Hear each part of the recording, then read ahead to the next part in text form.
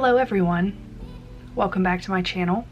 I hope you're doing very well today, and did you happen to notice my earrings? You did? Great, that's what I was hoping. Today we're going to go through how I made these. I have a little side hustle on Etsy and I make all sorts of polymer clay earrings. I just made these today and I did a little walkthrough of how I made them. And they are elephants with a little bit of red, what I'd like to call crimson. It's not quite crimson, and I think they're cute. These are obviously for the University of Alabama, Crimson Tide, Roll Tide. Alabama alumni here, so Roll Tide. Anyway, I made these earrings for football season. It's a tad early, it's March, but I just wanted to try out my new cutter for a elephant, and I also wanted to film it, so I figured why not do both at the same time. So today we're just going to walk through how I made these earrings. I also have a few other pairs. I think there's 32 listings on Etsy. If you're interested, I'll link the link below so you can purchase some earrings. But I have, you know, just like some translucent cow print. I have some funky other kind of prints as well in different kinds of shape. We have some silver things. We have some pink bally things with some half circle type stuff. We have stone with tan in a funky little shape. All sorts of things. So if you're interested in that, I'll link it below. But let's get into how I make polymer clay earrings. If you're interested in that, keep watching. Give this video a thumbs up if you enjoy it, and don't forget to subscribe to my channel for more fashion DIY makeup-y type of things. Let's get into it. So first things first, I have my polymer clay. I used the Sculpey Primo for this color. I am going to break it in half and add in an older piece of the same clay that I had just to use that piece up. And now I'm going to mix it all together to make one big chunk of concrete looking polymer clay. And I'm pressing it down just to kind of flatten it out, because in a second I'll be putting it into my clay roller.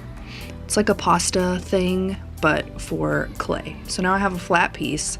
I'm gonna lay that down and bring in my clay press. I don't really know what it's called. I got this from Michael's. It's awesome. It's so much easier than using a rolling pin or something. You get a flat shape all the way through. So I really recommend it if you're going to do something with polymer clay that you need a fully flat piece. And then we're just going to roll it through. Sorry about the shakiness of the camera. It's on the table. And now we have a flat piece of the gray speckled concrete-y colored polymer clay, and it looks very nice. By the way, I'm using wax paper underneath it so it doesn't stick on my table or any surface that I'm working on. So now I'm gonna grab my elephant shape that I bought. It's a cookie cutter, just a really teeny tiny one, and I'm going to press it into the clay and make sure I get all the way through, lift it out, and then I'm gonna press it out with my finger. And you wanna be careful with this part that you don't overpress and make a weird shape in it. And because this one has a trunk on it, it's a smaller piece, so you want to make sure that you carefully press that out as well so it doesn't rip. Now I'm going to go in and finish out my other pieces from this piece of clay, and I always recycle my clay. I don't throw these extra pieces away. There's plenty more if you just ball it up and flatten it out again for other shapes. So here I have 4 pieces that I have now flattened out, and I'm going to just set that aside. Now I'm going to bring in my red clay, and I'm going to flatten it out a little bit. This one has already been rolled out, and I've just folded it up to save it for later, which turns out to be now. So I'm going to grab my clay roller thingy again, and I'm going to stick it in there, and then I'm going to roll that out to make it flat and as thick as I want it. Mine is probably about, I'd say a little more than 1/4 inch thick. And I'm going to flatten it out with my hand a little bit just because it went through the clay roller and got a little poofy. And I just circled a bubble of air, and you want to avoid those pieces when you're cutting them out, just because they'll get bigger and more defined in the oven after you bake it. So now I'm taking a smaller circle and I'm going to press that out and lay those down on the wax paper as well. And the circles are pretty easy. I just press them out with my pointer finger. And now we move into the fun part, the part where you kind of get to design what you want and you get to see how you want it to be laid out. So at first I tried 2 dots on the top, didn't like it, added 1 to the bottom, thought about it, tried it with the second piece to see if I liked it together. Turns out I didn't. They're not, it kind of looks like a circus elephant when you look at it like that, like a ball on top and a ball on the bottom. So I decided I did not like that. I then moved to a bigger circle because I like bigger pieces in my earrings, so I thought maybe that would help out a little bit. And I cut those pieces out, well, 1 to test it. And I laid my pieces, didn't like that. Put it above, kind of liked that, but I didn't really like both of the reds. So then I took a little bit more of that extra clay that I just put to the side, and I tested it out with that one. Didn't like the 2 smalls, but I did like the smaller and the bigger, so we're happy with this. So now I'm just going to finish cutting out all of my pieces after my final design is decided upon for my 2 pairs that I have here so far, and going to set them all out, and then we will bake. So all of your polymer clay will have baking instructions, and you should follow that.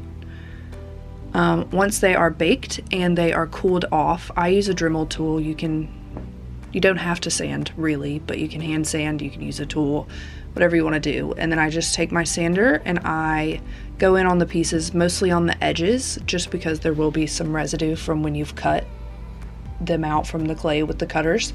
So I like to get that off, any rough edges. And then if you use a metal cutter, there will be the closing part of the cutter where the shape is fully closed, and that will almost always leave a little mark, so I like to sand that little piece off.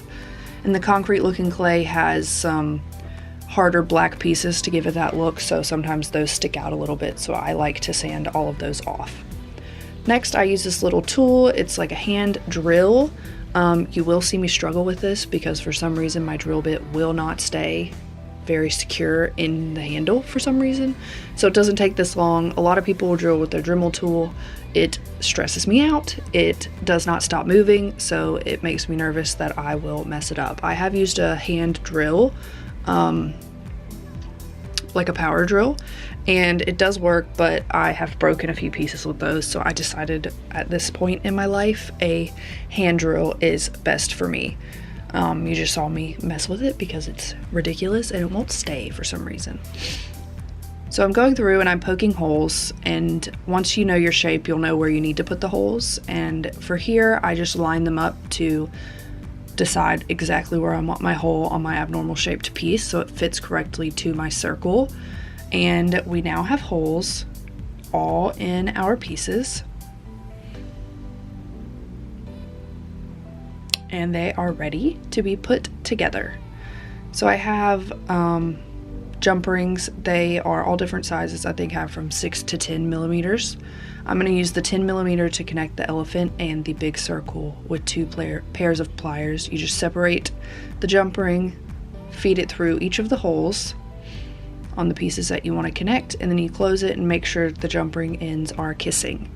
And for this one, I think I probably used an 8 millimeter. Just because I wanted less wiggle room for the top and middle piece. And you take it and you make sure your ends kiss there as well. Close, close, close, close, close. Make sure it's closed. Good. And now we have a piece. Next, I go in with my earring backs, which are stainless steel, nickel-free, hypoallergenic.